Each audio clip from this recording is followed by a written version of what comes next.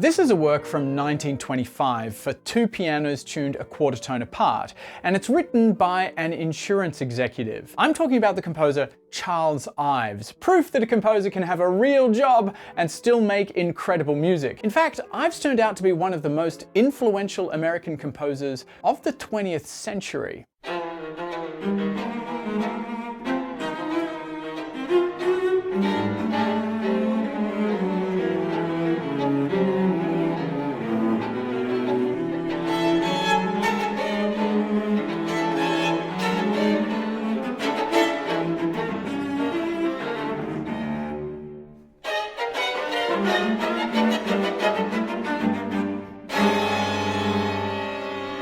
So Ives was born in 1874, the same year as Arnold Schoenberg, but he was very much separate from the European modernist movement at that time and developed composition techniques that were completely original to him. He's practically the Debussy of America.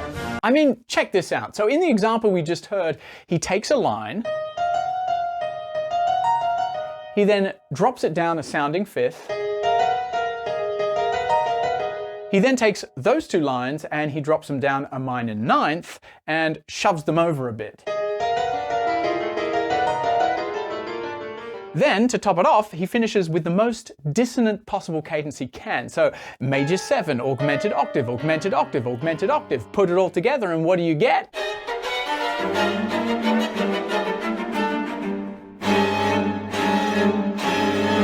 Now what's crazy is that he was quite a successful insurance executive. He was very, very good at his job. And this turned out to be a huge blessing to his musical career. He was free to write whatever the heck he wanted. He didn't have to worry about what people thought of his music because he was financially independent. He was free to make art for art's sake. There's a piece called Halloween, for example. It's about 16 bars repeated 3 or 4 times.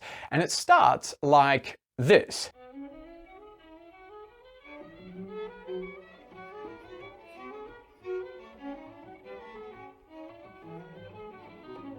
On the second repeat, it sounds like this.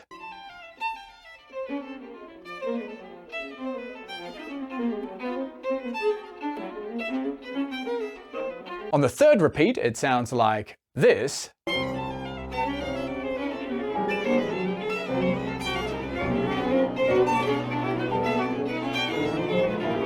And then for the final repeat, it sounds like this.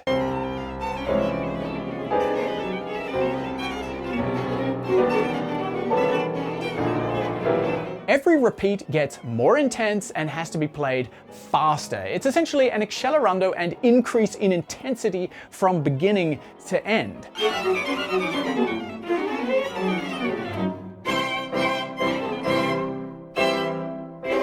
Now, pinpointing exactly when Ives wrote things is a little bit controversial, and so these composition dates always have to be taken with a grain of salt, but this piece was probably written around 1907 and then revised in 1911, which is absurdly early to be writing something so experimental. In fact, many of his pieces weren't even publicly performed during his lifetime. Ives would sometimes just gather a small group of musicians to do private performances of his works.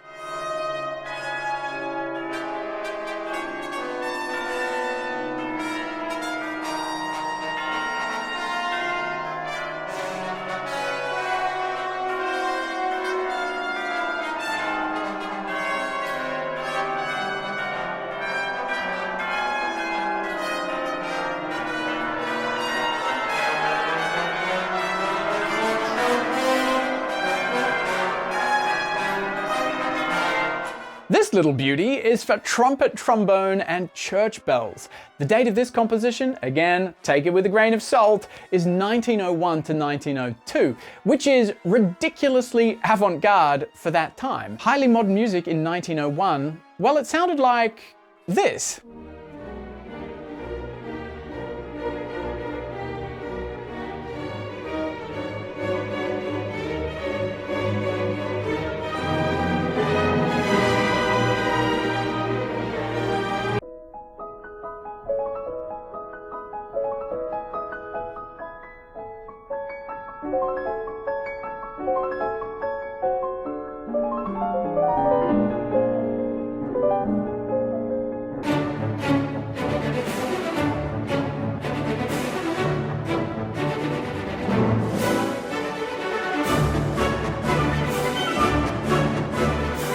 Here's what Charles Ives was writing 3 years earlier.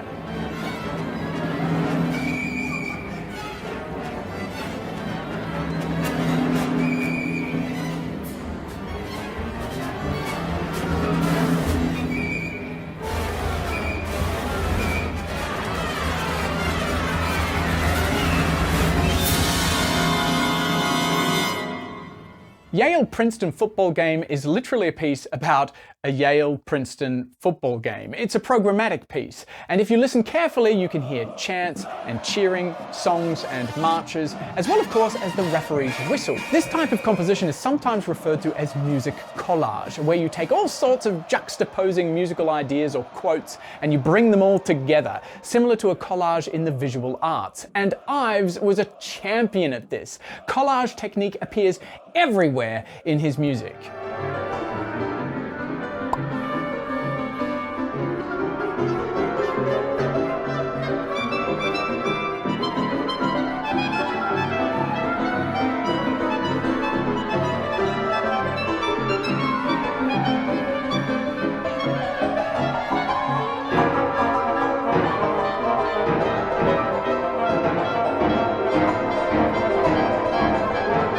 As a man driven by artistic integrity and curiosity, Ives even financially supported many other artists. Have a listen to this interview with the conductor-composer Nicholas Slonimsky. Incidentally, all those concerts, you know who paid for all my European concerts? I'll give you one guess. Paid for everything. For my trip, for my concert, gave me extra money and so forth. Charles E. Ives. No. He financed my entire career. Is it generally known?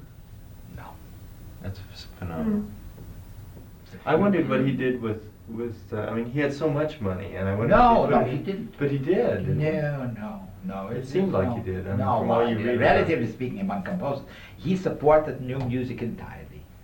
He paid the bills for all of my concerts.